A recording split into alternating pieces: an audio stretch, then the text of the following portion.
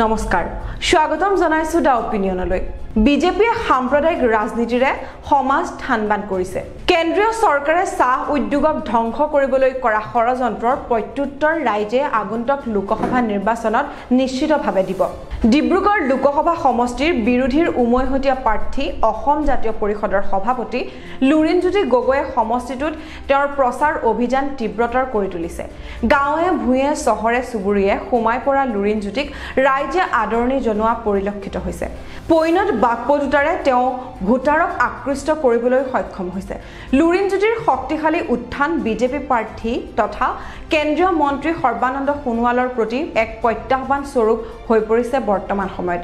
নিৰ্বাচনী সভাসমূহত লুৰিণজ্যোতি গগৈয়ে বিজেপিৰ সাম্প্ৰদায়িক ৰাজনীতিয়ে সমাজখন ঠানবান কৰাৰ লগতে সাংবিধানিক প্ৰমূল্যসমূহ উলংঘা কৰি গণতন্ত্ৰক হত্যা কৰিছে বুলি অভিযোগ উত্থাপন কৰে তেখেতে কয় যে বিজেপিৰ অপশাসনত মূল্য বৃদ্ধিয়ে সাধাৰণ ৰাইজক টেটু চেপা দিছে অত্যাৱশ্যকীয় সামগ্ৰীৰ লগতে পেট্ৰল পণ্য গৃহ নিৰ্মাণৰ সামগ্ৰীৰ আকাশলংঘী মূল্য বৃদ্ধিয়ে ৰাইজক এতিয়া জুৰুলা কৰি তুলিছে বিজেপিয়ে এপিনে নিৰ্বাচনী বণ্ডৰ যোগেদি ঔষধ কোম্পানীৰ পৰা চান্দা সংগ্ৰহ কৰিছে আনফালে ঔষধ কোম্পানীসমূহে জীৱনদায়িনী ঔষধৰ পুনৰ মূল্য বৃদ্ধি কৰি দুখীয়া জনতাক অধিক সংকটলৈ ঠেলি দিছে 2014 চনত গেছ চিলিণ্ডাৰৰ মূল্য আছিল 400 টকা সম্প্ৰতি একোটা চিলিণ্ডাৰৰ মূল্য হৈছে 1100 টকা চিলিণ্ডাৰৰ ক্ষেত্ৰত 300% মূল্য বৃদ্ধি কৰা হৈছে সমাগত নিৰ্বাচনত বিজেপিয়ে কা আইন আনি জাতিৰ প্ৰতি কৰা অন্যায় সৰ্বসাধাৰণৰ প্ৰতি কৰা অবিচাৰৰ প্ৰত্যুত্তৰ ইভিএমৰ জৰিয়তে ৰাইজক দিবলৈ আহ্বান জনাইছে লুৰিণজ্যোতি গগৈয়ে কেন্দ্ৰীয় চৰকাৰে কেঁচা চাহপাতৰ মূল্যৰ ক্ষেত্ৰত লোৱা এক সিদ্ধান্তই ৰাজ্যৰ চাহ উদ্যোগৰ প্ৰতি তীব্ৰ ভাবুকিৰ সৃষ্টি কৰিছে জাতীয় অৰ্থনীতি সবল কৰি তোলা ক্ষুদ্ৰ চাহ খেতিয়কসকলে সবল ভূমিকা গ্ৰহণ কৰি আহিছে কেন্দ্ৰীয় চৰকাৰে চাহ উদ্যোগ ধ্বংস হোৱা ষড়যন্ত্ৰ বন্ধ কৰি এই ক্ষেত্ৰত যথোচিত ব্যৱস্থা গ্ৰহণ কৰা উচিত ডিব্ৰুগড় সমষ্টিৰ পৰা পূৰ্বে লোকসভালৈ যোৱা সাংসদসকলে সমষ্টিটোৰ ৰাইজৰ সমস্যা আৰু আশা আকাংক্ষাক সংসদত বলিষ্ঠ কণ্ঠৰে তুলি ধৰাৰ ক্ষেত্ৰত অপাৰগ হৈছিল সেয়েহে এইবাৰ ৰাইজে লুৰিণজ্যোতি গগৈক লোকসভালৈ নিৰ্বাচন কৰি পঠালে তেখেতে সমষ্টিবাসী ৰাইজৰ হকে কাম কৰি যাবলৈ দৃঢ় প্ৰতিজ্ঞ হৈছে আন এটা লক্ষণীয় কথা হ'ল যে সদৌ অসম আদিবাসী ছাত্ৰ সন্থাৰ কেন্দ্ৰীয় সমিতিয়ে বিজেপি দলক আদিবাসী সকললৈ ৰাজনীতি নকৰিবলৈ সকীয়াই দিছে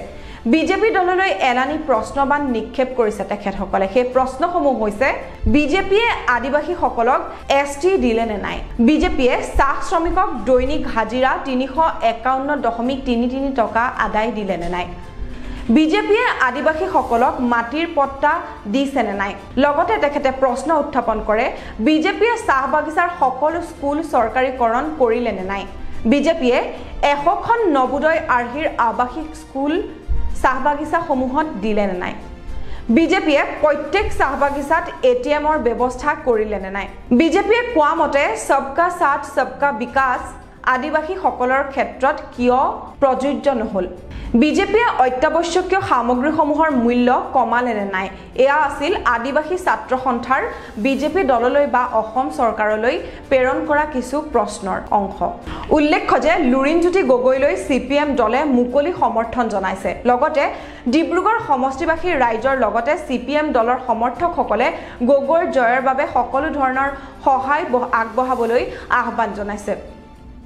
দেশক গদি মিডিয়াৰ কবলৰ পৰা বচাওক স্বতন্ত্ৰ আৰু নিৰ্ভীক সাংবাদিকতাক সমৰ্থন কৰিবলৈ দা অপিনিয়নক সহায় কৰক আপুনি যদি ফেচবুকত চাই আছে তেনেহলে ফলো কৰক আৰু ইউটিউবত যদি আমাক চাই আছে তেনেহলে সাবস্ক্ৰাইব কৰি দিয়ক